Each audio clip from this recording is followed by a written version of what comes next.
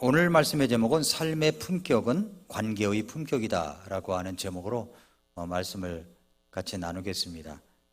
5월 달만 되면은 이제 어린이 주일, 어버이 주일 이렇게 하면서 말씀의 목록을 보면 매년마다 비슷비슷합니다. 올해는 어떤 말씀을 전할까? 물론 들어도 또 새로운 것이 하나님의 말씀이지만 오늘은 좀 다른 관점에서 전해야 되겠다 생각하다가 에베소 5장을 읽으면서 새로운 것들을 제 마음속에 감동이 있어서 정리를 했습니다. 여러분 5월의 산 색감을 보신 적 있으십니까? 산 색감 얼마나 아름다운지 몰라요. 저는 짙푸른색만 가득 찬 그런 푸르름보다는 뭔가 연한 것도 있고 짙은 것도 있는 이런 산 색깔이, 그 색감이 너무너무 좋습니다. 어떤 것으로다가 저렇게 색감을 만들 수가 있을까 할 정도로 정말로 그 아름다운 풍경입니다. 그런데 이런 모습이 저는 그걸 볼 때마다 교회도 이와 같아야 된다라고 생각될 때가 많아요. 교회도 이제 막 구원받고 이제 성장하는 사람도 있고, 또 푸르른 산을 오랫동안 지켜왔던 그 오래된 나무들처럼 푸르름을 나타내는 분들도 있고, 그래서 우리 교회가 그런 모습으로 한데 어우러져서 아름다운 건강한 교회가 되어야 된다고 생각합니다. 그런데 교회도 그렇지만은 가정도 똑같다고 생각합니다. 가정도 이제 결혼해서 자녀를 낳고, 자녀가 성장하여 결혼하고, 결혼해서 또 아이를 낳고, 이런 모습들이 계속 아름답게 이어져 가야 된다고 생각합니다. 5월은 가정의 달입니다.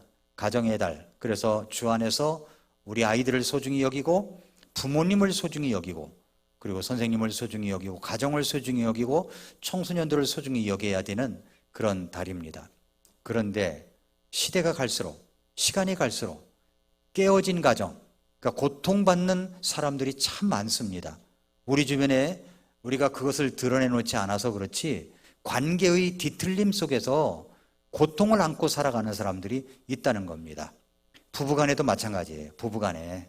부부간에도 정말 어떤 시간이 갈수록 에로스 사랑으로 시작된 사랑이 점점 무르익어서 에로스가 없어져도 우정과 같은 필레오의 사랑으로 나아가다가, 그리고 더 나아가서 아가페적인 사랑으로 사랑하는 이 사랑의 무르익음이 있어야 되는데, 여전히 40이 돼도 50이 돼도 60이 돼도 에로스적인 사랑만은 할 수가 없거든요. 아가페적인 사랑이 될 수 있어야 되는데, 그런 관계의 뒤틀림이 부부의 생활을 고통스럽게 하지 않는가, 그렇게 생각이 됩니다. 그뿐만 아니라 부모와 자식 간의 고통도 있고, 시부모와 며느리 간의 고통도 있고, 또 요즘은 사위와 그리고 장인 장모님 간의 고통도 있는 것 같습니다. 아무튼 이렇게 우리는 관계의 고통 속에서 어려움을 겪고 있습니다. 관계로 인한 상처들이 많은데, 우리가 이제 성경에도 뭐 부모님에게 공경하라, 순종하라 말씀이 있지만, 부부간에 서로 사랑하라 말씀이 있지만, 정말 어떤 때는 고통이 많거든요. 미국에 가면은 캘리포니아에 위치한 요세미티 국립공원에 거대한 세콰이어 나무가 있습니다. 근데 어느 날 이 나무가 갑자기 쓰러져 죽은 것입니다. 번개를 맞은 것도 아닙니다. 해충을 입은 것도 아닙니다.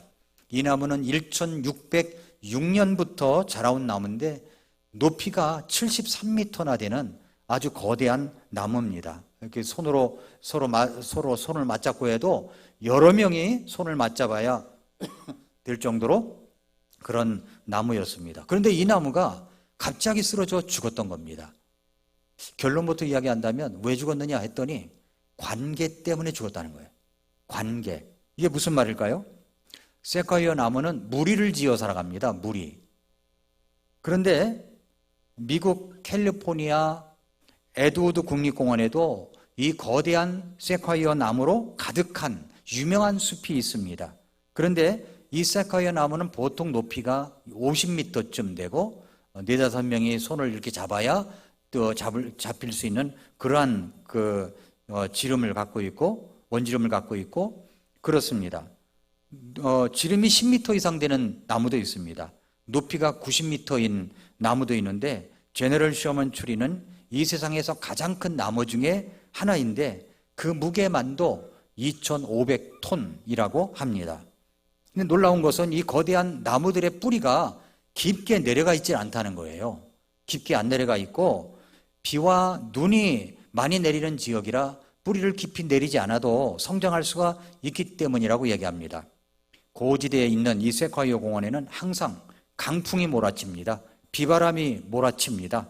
그런데도 뿌리가 깊지 않은데도 불구하고 이 나무들이 그대로 멀쩡하게 서 있고 다른 나무들은 다 강풍이 들면 넘어지고 쓰러지고 이런 나무들이 즐비하다는 겁니다. 그런데 세콰이어 나무는 강풍에도 견딘다는 거예요.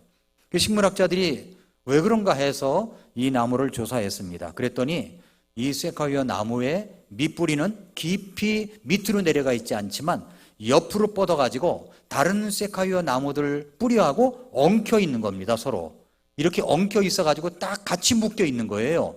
그러다 보니까 아무리 강한 비바람이 불고 강풍이 불더라도 서로 지탱할 수 있기 때문에 이 나무들이 건강하게 버티고 있다는 겁니다. 서로 뿌리를 감아서 거대한 몸을 지탱하는 것입니다. 그러니까 이 말은 건강한 관계가 자신도 살리고 다른 나무도 살린다라는 이야기입니다. 그런데 왜 미국 캘리포니아의 요세미티 공원에 있는 이 거대한 세콰이어 나무는 그렇게 힘없이 죽었을까요? 이 나무는 그 산의 산림 개척으로 인해서 다른 세콰이어 나무들과 떨어질 수밖에 없었답니다. 혼자 있었대요. 그러다가 또 그러던 중에 이 나무를 보기 위해 관광객들이 너무나 많이 밀려와서 그 나무 뿌리를 많이 밟았다네요. 그러다 보니까 이 나무는 이제 서서히 죽어가다가 갑자기 쓰러지게 된 겁니다. 인간도 똑같다는 겁니다. 인간도 오늘 제목이 삶의 품격은 관계의 품격이라고 했습니다. 우리들은 정말 내 삶의 품격을 높이기 위해서 노력을 많이 합니다. 어떤 사람은 좋은 차를 타서 내 품격을 높이고 싶다고 하는 사람이 있고, 좋은 집을 가져서 품격을 높이려고 하는 사람도 있고, 또 돈을 많이 써서 명품을 사서 입고 들고 다니고 그래서 또 품격을 높이려고 합니다. 그러나 우리는 무엇보다도 어떤 품격이 높여져야 되냐면은 관계의 품격이 높아져야 된다는 겁니다. 관계의 품격이. 그래야 삶의 질이 올라가는 거예요. 관계의 품격이. 그래서 잠언 말씀 21장 9절에 보면은 다투는 여자와 함께 넓은 집에 거하는 것보다 지붕 모퉁이에 거하는 것이 나으니라. 그 부부싸움 할 때만 눈에 띄는 구절이 아니라 이것이 다투는 여자와 함께 넓은 집에 거한들 마음이 편하겠습니까? 좁은 집이라도 마음 편하게 사는 게 좋죠. 이 관계의 그 소통이 있어야 된다는 말입니다. 사실 우리는 혼자서는 살 수 없는 존재들입니다. 그래서 성경은 에베소서 말씀에서 건강한 관계를 이루며 살아가라는 말씀을 주십니다. 에베소 5장에는 아내와 남편에 대하여, 6장에서는 자녀들에 대하여, 부모들에 대하여, 그리고 고용인과 피고용인에 대하여 말씀을 하고 있습니다. 관계에 대해서. 그래서 에베소서 5장과 6장은 관계에 대해서 이야기할 때 이렇게 하고 이렇게 하고 이렇게 하라는 말씀을 주셨어요. 한번 성경을 따라가 볼까요? 에베소서 5장 22절을 보십시오. 아내들아 너희 남편에게 복종하기를 주께 하듯 하라. 얼마나 이게 놀라운 말씀입니까? 그렇죠? 남편 여러분? 예, 공감을 안 하시네요? 아멘이 크게 나올 줄 알았더니 집에 가서 이게 불편할까 봐 대답을 못 하시는가? 예, 아내들아 너희 남편에게 복종하기를 주께 하듯 하라. 왜 그런지 아니? 이는 남편이 아내의 머리인데 그것은 그리스도께서 교회의 머리 되심과 같기 때문이란다. 설명까지 덧붙여 주셔요. 근데 이거 구절을 보니까 아내들아 하는 구절은요 좀 짧아. 몇 절 안 돼요. 남편들아 해놓고 이건 되게 길어요. 남편들아 뭐냐면은 너희 아내 사랑하기를 그리스도께서 또한 교회를 사랑하사 교회를 위해서 자신을 주심과 같이 하라. 예수님이 십자가에 못 박혀 죽었듯이 너도 아내를 위해서 죽을 줄 알아야 돼 라는 말씀이지 않습니까? 그런 말씀이에요. 근데 이 설명이 길어요. 굉장히 길어요. 남편들은 잘 알아듣지 못하니까 길게 했는지 잘 모르겠지만은 아무튼 이 설명이 깁니다. 또 에베소 6장 1절에는 자녀들아 주 안에서 너희 부모에게 순종하라, 공경하라, 이것이 옳다고 이야기를 합니다. 그러니까 부모 공경은 옳은 거예요. 이건 누가 뭐래도 옳은 거예요. 어떤 경우라도 옳은 겁니다. 부모를 공경하라는 것이. 그리고 6장 4절에는 아버지들아 너희 자녀를 노엽게 하지 말고 주의 교양과 훈계로 양육하라 라고 했고요. 그리고 에베소 6장 5절은 종들에게, 피고용인들에게, 6장 9절은 주인들을 향하여 고용주들에게 말씀하고 있습니다. 모두 관계가 좋아져야 함을 말씀합니다. 저희 교회 정수기가 있습니다. 식당에. 근데 정수기가 고장이 났었어요. 1월 28일 날. 그래서 고장 신고를 했습니다. 접수를 해서 AS를 나와달라고. 근데 AS가 안 나오는 거예요. 안 나오니까 몇 번을 해도 연기하고 안 나와요. 그 왜 안 나오느냐? 그래서 이제 제가 전화를 했더니 이제 그 안내하시는 분이 이제 다시 연락을 하겠습니다. 연락을 하지 말고 매니저가 저한테 전화 좀 하게 해달라고. 왜 안 나오는지 알고 싶다고. 그랬더니 이제 매니저가, 책임자가 저에게 전화가 왔어요. 왜 안 나오느냐고. 그랬더니 뭐랬냐면은 이 민노총 노조가 파업을 해가지고 이 나가서 AS맨들이 나가질 않는다는 겁니다. 그러다 보니까 일부 사람들이 그걸 돌다 보니까 너무너무 늦게 온다는 거예요. 늦게 온다는 거예요. 그 얘기를 들어보니까 딱 한 것 같아. 좀 이게 고용주 입장에서도 딱 하고, 그 다른 데서는 이제 영업도 하는데 이 정수기 회사에서는 그 민노총 사람들이 영업도 안 한다는 거예요. 그 하소연을 하는 겁니다, 저한테. 그래서 이제 제가 그러냐고. 이제 전에 같으면은 이렇게 AS가 안 나와서 고장이 나가지고 잘 사용할 수 없다면 그 값을 다 받으면 안 되지 않느냐. 이렇게 했는데 그 이야기를 들어보니까 그거는 안 해도 된다고 내가 그랬습니다. 할인 안 해줘도 된다고 그랬습니다. 근데 나중에 보니까 이번 달 보니까 할인이 돼서 왔더라고요. 아무튼 그래요. 그러니까 고용주와 피고용인 관계에서 이 관계가 어렵다 보니까 너무 어렵다는 겁니다. 오늘 아침에 제가 신문에 보니까 이제 그 미국에서도 이 그 노조 설립을 안 하게 하려고 굉장히 노력을 한다는 거예요. 그런 회사들이 우리가 알면 알 수 있는 그런 회사들이 몇 있습니다. 이 고용주와 피고용주 간의 관계 속에서 어려움을 겪는 겁니다. 너무 큰 어려움을 겪고 있어요. 이게 관계 아닙니까? 관계? 그리스도인들은 어떤 입장에 있어야 되느냐 하는 거죠. 그리스도인들은 어떤 관계이든 간에 하나님께서 부부관계이든 부모와 자식 간의 관계든 그 다음에 회사의 고용주와 피고용주와의 관계이든 관계를 잘하라고 우리 주님께서 말씀을 하셨어요. 그런데 문제는 뭐냐면 이게 잘 안 된다는 겁니다. 부부관계에 고통이 있어요. 어려움이 있어요. 부모와 자식 간에도 마찬가지입니다. 이건 시부모 포함해서 그래요. 어려움이 있어요. 또 고용주와 피고용주와의 관계도 어려움이 있습니다. 저는 이제 가정의 달 하면은 5장 22절부터 6장 9절 사이만 여러분들에게 말씀을 드렸었습니다. 그런데 저는 오늘 이제 말씀을 묵상하다 보니까 그 관계가 그렇게 하라고 말씀하셨지만은 우리가 너무 힘이 없고 연약하다 보니까 어떻게 해야 이 관계를 유지하고 나아갈 수가 있느냐 하는 것들을 보게 됐습니다. 그것이 오늘 읽은 본문의 말씀이에요. 관계의 설정이 5장 22절부터 6장 9절까지 되어 있습니다. 그런데 그 앞부분 말씀하고 뒷부분이 말씀이 있어요. 앞뒤로 주신 말씀이 있습니다. 앞뒤로 주신 말씀에 유의해야 되겠다고 생각이 들었습니다. 그래서 오늘 먼저 앞부분 5장 22절 그 앞부분 5장 15절부터 21절까지 이 말씀은 어떤 말씀을 주고 있느냐. 우리가 관계 설정을 하기 전에 먼저 중요한 말씀이 있습니다. 첫째로 뭐냐면 시간의 중요성을 알아야 된다는 거예요. 시간의 중요성. 이 말은 뭐냐면 너무 시간이 아까운 거예요. 어떤 분이 이야기하죠. 우리는 사랑하기에도 부족하다고. 미워할 시간이 없다고.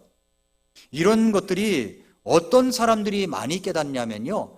극한 상황까지 갔던 사람들이 많이 깨달아요. 어제는 정말 충격적인 뉴스가 온 신문과 인터넷 신문과 방송을 가득 메웠었습니다. 그것은 강수현 씨가 영화배우 강수현 씨가 뇌출혈로 세상을 떠났다는 뉴스였어요. 나이도 많지 않아요. 50대 중반이에요. 깜짝 놀랐어요. 뇌출혈로다가 심정지가 와가지고 병원으로 갔다. 그랬는데 정말로 안타깝게도 세상을 떠났습니다. 충격이었어요.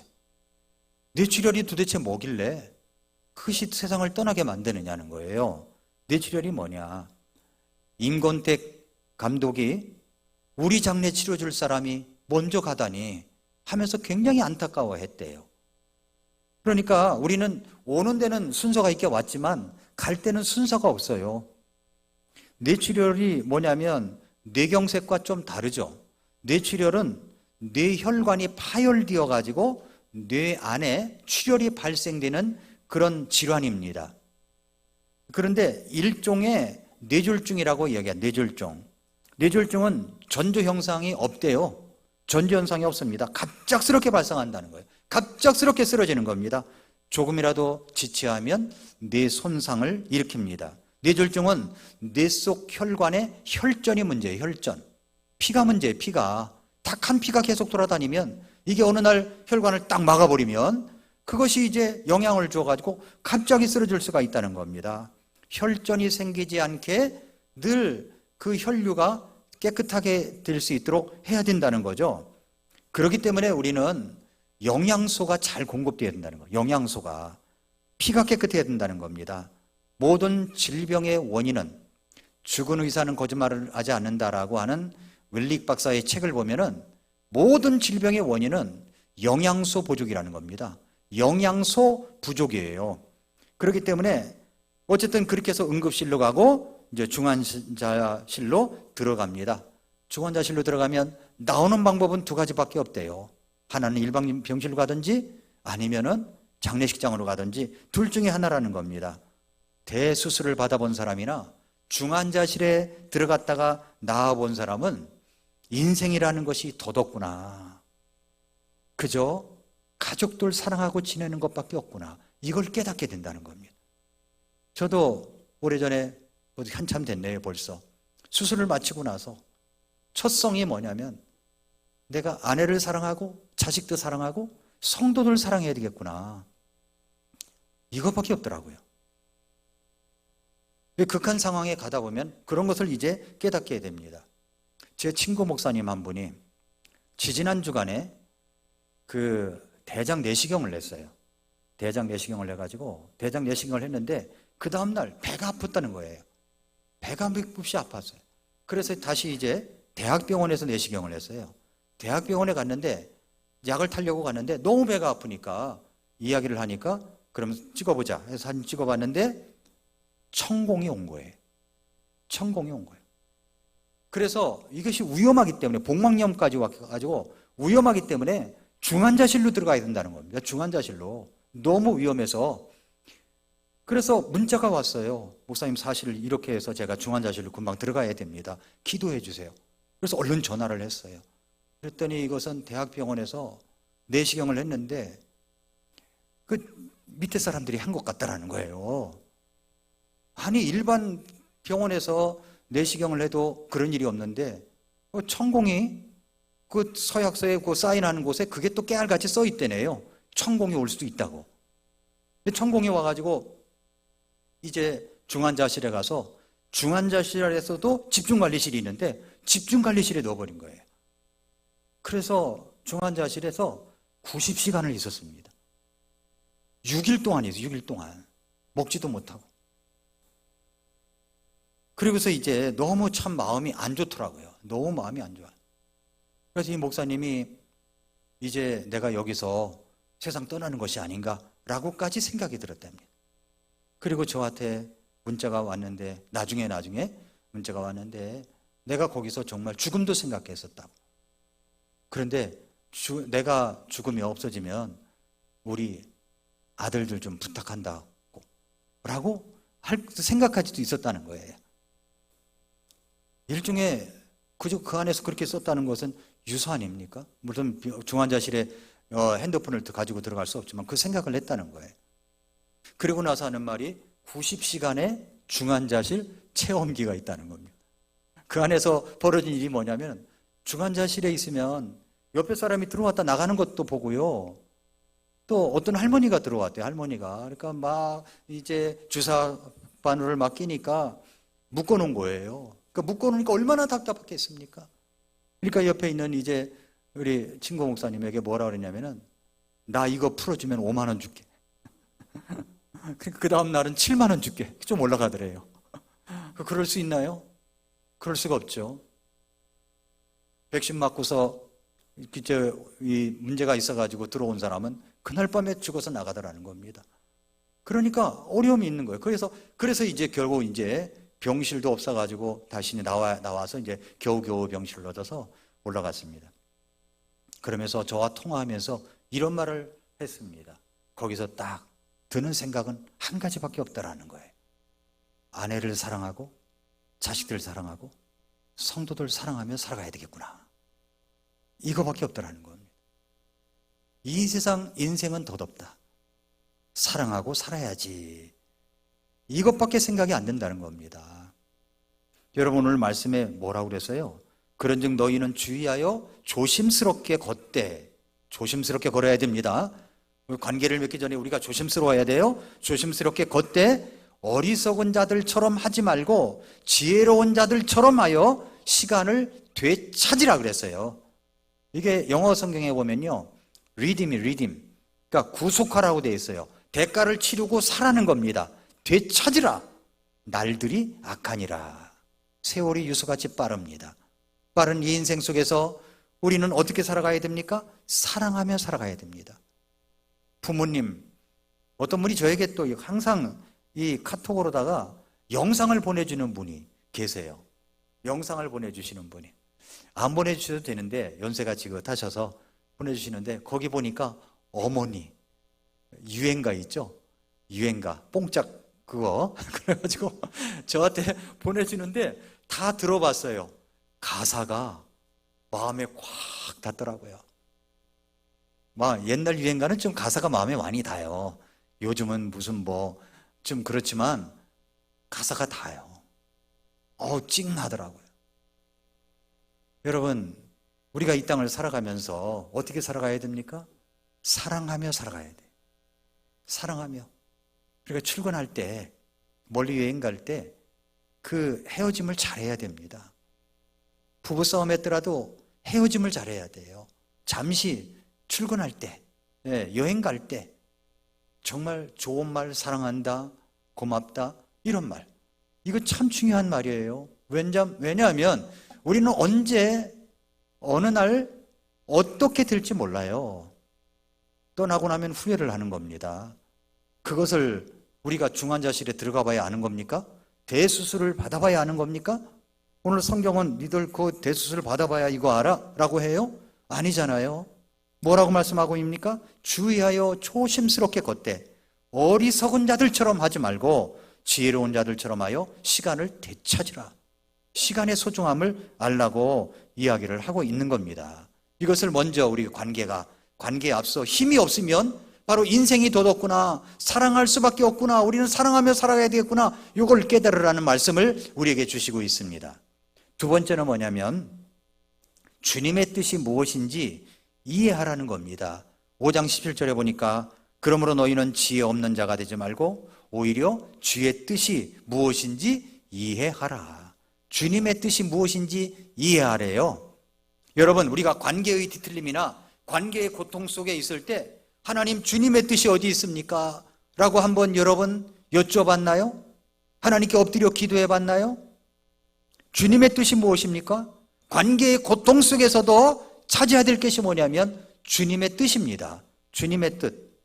어떤 청년이 은혜가 충만하고 말씀이 충만해서 성경에 보면은 예수님께서 베드로가 무리를 걸어오라고 했을 때 무리를 걸었던 것처럼 또 예수님께서 믿음만 있으면 이 산을 옮기려 하여도 옮긴다고 하셨으니까 자기도 한번 한강을 건너기로 했답니다. 한강을 건너보자. 그래가지고 이제 은혜 충만, 성령 충만해가지고 물 위를 한강에 걸으려고 한 발짝 내딛었을 때 한강을 건너는 방법은 단순합니다. 한 발짝 내딛었을 때 빠지기 전에 그 다음 발짝 올려놓고 요거 빠지기 전에 그 다음 발짝 올려놓으면 걸을 수 있어요. 예. 그런데 이 친구가 이제 발짝 올려놨는데 이게 쑥 빠져나가라는 거예요. 쑥 빠져가지고 하마터면 빠져서 죽을 뻔한 겁니다. 근데 너무 화가 났대요. 그래서 목사님에게 따지러 갔답니다. 목사님, 어떻게 이럴 수 있습니까? 믿음 있으면 이 산을 명하여 저쪽으로 옮기라 해도 옮길 것이요, 무리를 걷는데 어떻게 저는 이렇게 빠지는 겁니까?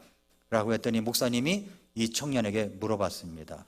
청년, 형제, 예수님이 형제에게 물 위를 걸어오라고 했습니까? 그랬더니 아닙니다. 그러니까 빠지지요. 무슨 말이에요? 주님의 뜻이 중요하다는 거예요.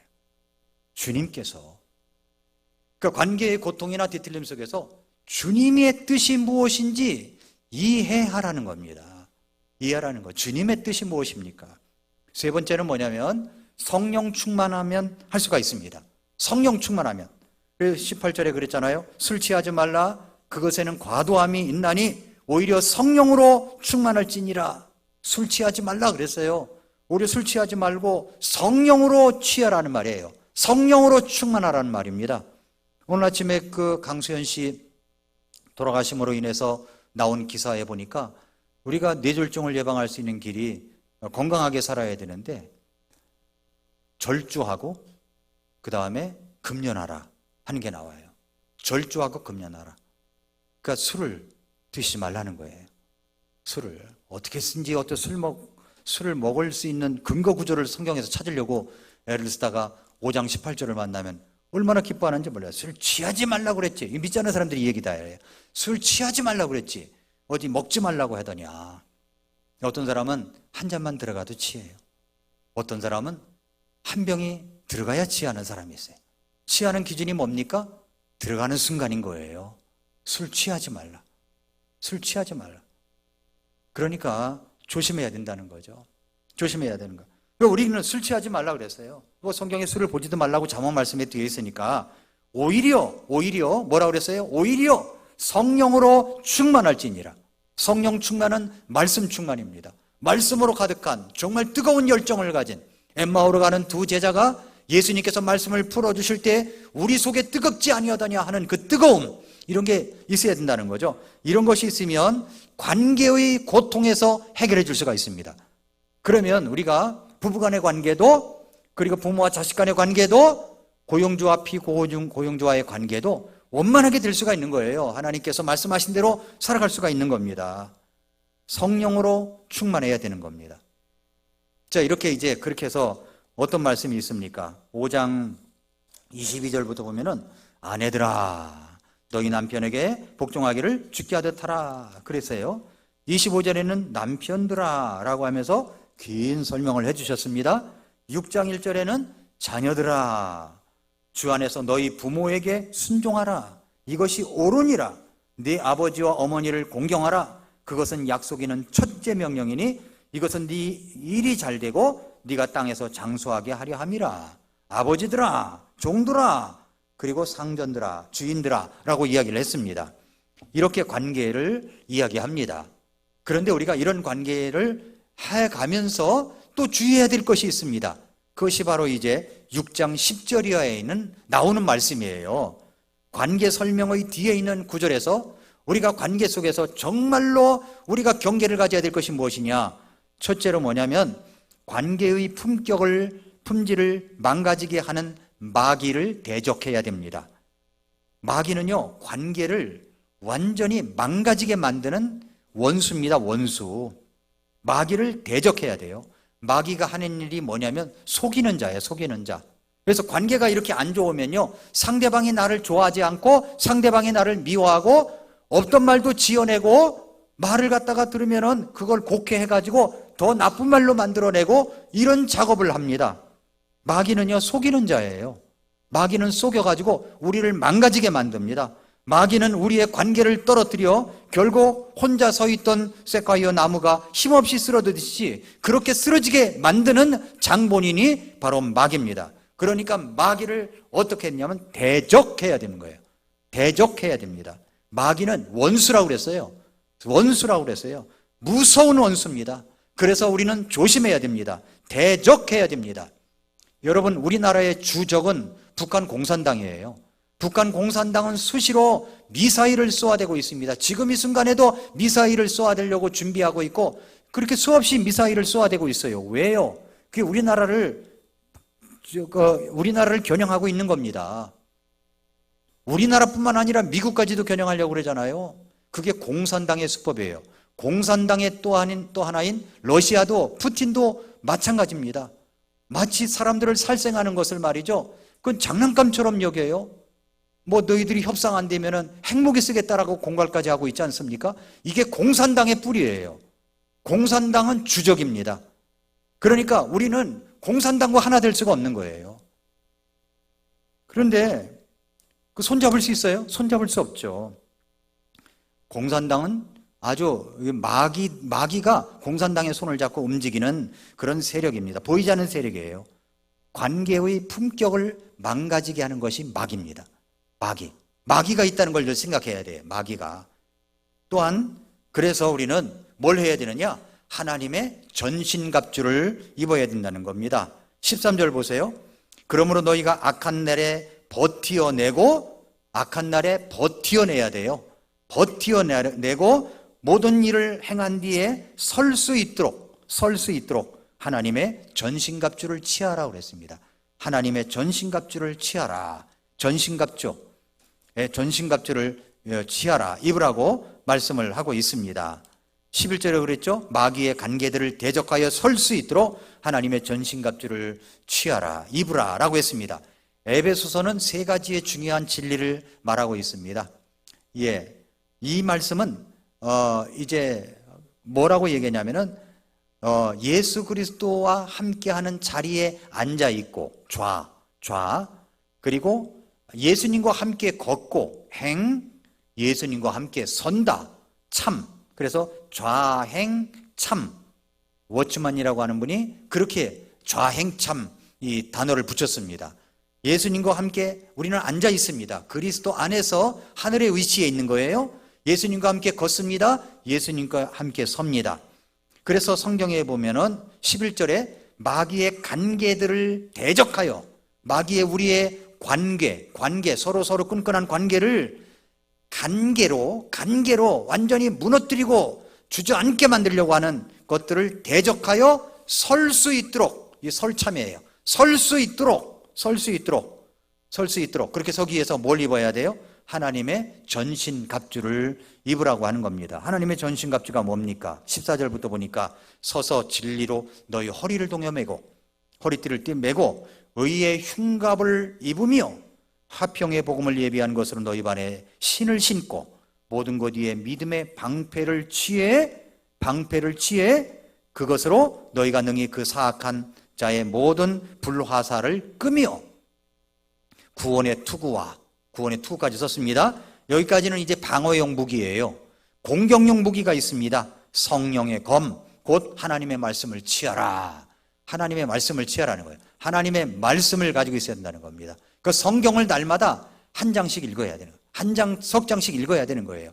석 장 읽은데 얼마나 걸릴까요? 시간이? 핸드폰 보는 시간 같지도 않아요. 카카오톡 뭐 오는 거 문자 확인하는 시간만 계산해도요, 이거 성경을 하루에 석 장은 읽을 수가 있고 1년에 1독은 할 수가 있습니다. 우리 중고등부 학생들도 마찬가지. 한번 1년에 1독 해보세요. 1독을 도전해보세요. 그래서 이제 학교 가서 한 장 읽고 집에 와서 한 장 읽고 점심시간에 한 장 읽고 오래 걸리지 않아요. 그 마음먹기에 달려 있습니다. 왜냐하면 이게 성령의 검이기 때문에 하나님의 말씀을 마음에 담으면 물리칠 수 있는, 마귀가 공격해 올 때 칼을 가지고 방어도 할 수 있고 공격도 할 수 있는 무기이기 때문에 그런 겁니다. 성령의 검, 곧 하나님의 말씀을 가지라는 겁니다. 이게 공격용 무기예요. 그뿐만 아니라 성령 안에서 항상 기도해야 됩니다. 기도해야 돼요. 18절에 그랬죠? 모든 기도와 간구로 성령 안에서 항상 기도하며 그랬어요. 기도하는 것. 아침에 일어나면 말씀을 듣고 읽고 하나님 앞에 무릎 꿇어 기도하고 시작하는 겁니다.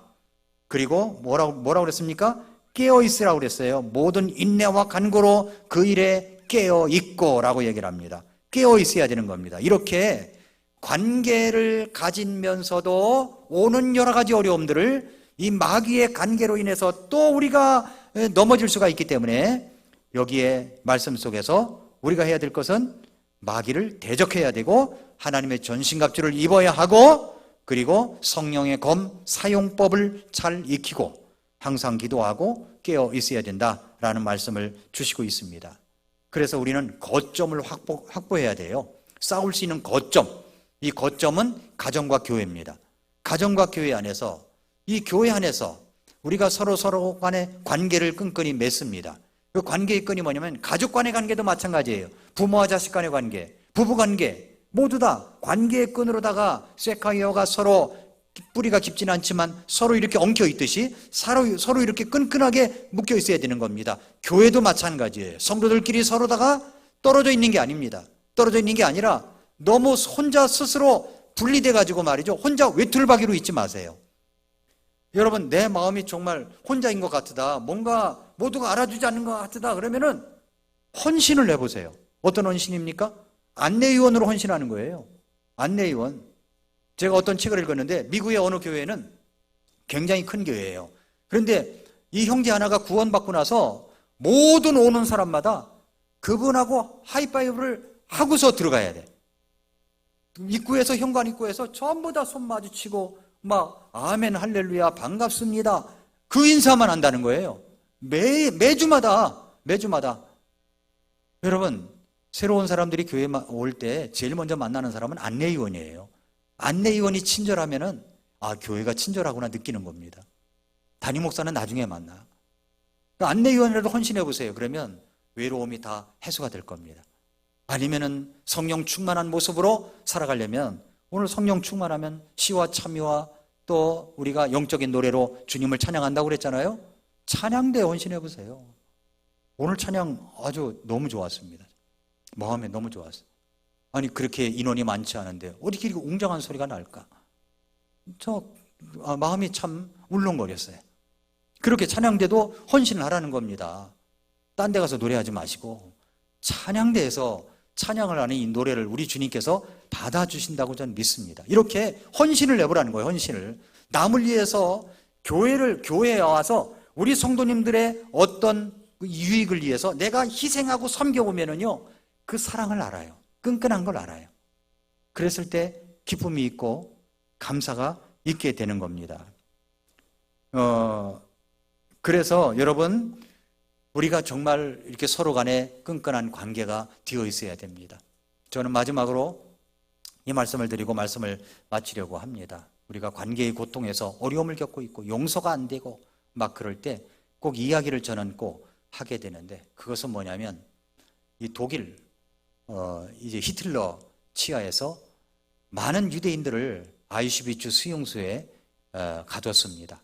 그리고 사람들을 하나씩 데려다가 이제 실험용으로 쓰고 또 가스실에 집어넣기도 하고 그렇게 사람들을 죽였어요. 근데 어떤 언니와 그리고 자매가, 그러니까 동생이 이제 아우슈비츠 수용소에 거기에 있었습니다.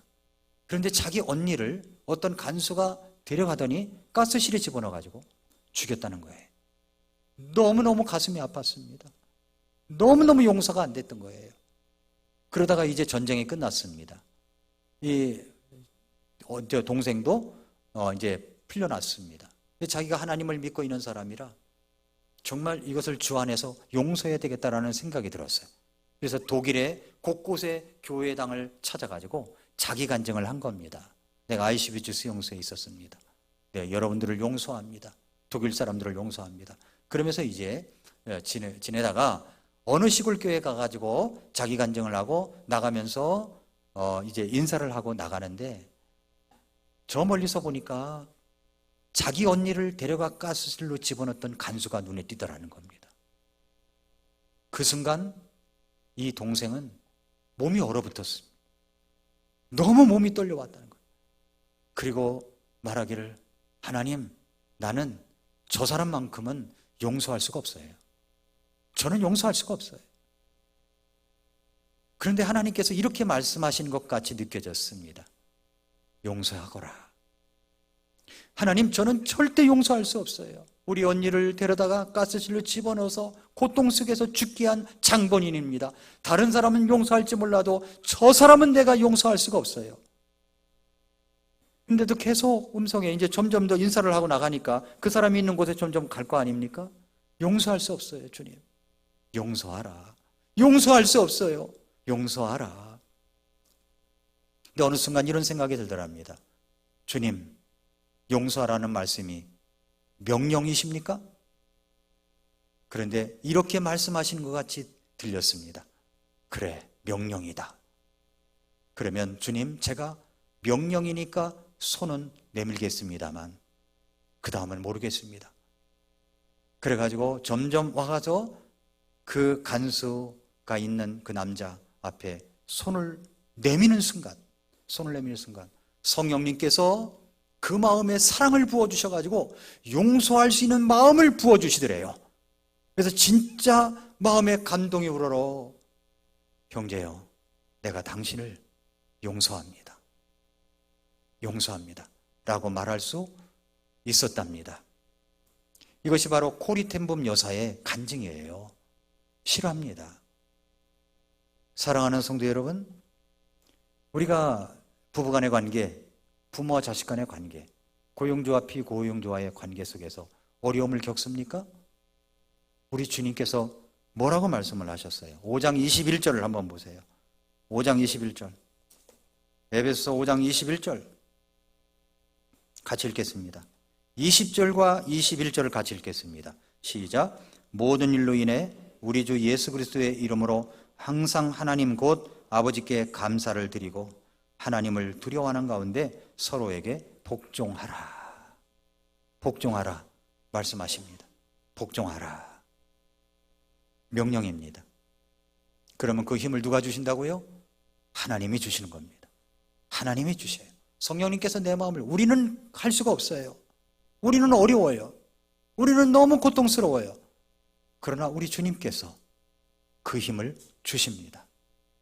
그걸 부여잡고 정말 관계의 품격이 삶의 질을 바꿔놓는다는 것을 기억하시고 관계를 잘하는, 특별히 부모님을 주 안에서 공경하고 사랑하는 성도 여러분들 될 수 있기를 축복합니다. 기도하겠습니다.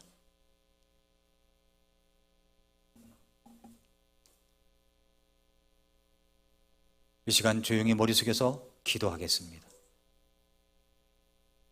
사랑하는 성도 여러분, 관계의 품격이 삶의 질을 바꿔놓습니다. 여러분은 누구와 어떤 관계를 맺고 있습니까? 어떻게 맺고 있습니까? 용서가 안 되는 분이 있습니까? 관계가 뒤틀려 고통스러운 분이 있습니까? 우리 주님께서 말씀하십니다. 용서하거라. 사랑하거라. 그런데 우리는 그런 힘이 없습니다. 내가 하려고 하니까 너무 힘듭니다. 벅찹니다. 그래서 우리 주님께서 우리들을 향해서 말씀하십니다. 시간의 중요성을 알라고요. 그리고 주님의 뜻이 무엇인지 이해하라고요. 성령의 충만을 받으라고 말씀을 하십니다. 나는 힘이 없지만 주님 말씀대로 순종하겠습니다. 주님 도와주시옵소서. 우리 같이 한번 기도하겠습니다. 기도할 때 사랑하는 우리 부모님을 생각하면서 또 기도해 주시기 바랍니다. 같이 기도하겠습니다.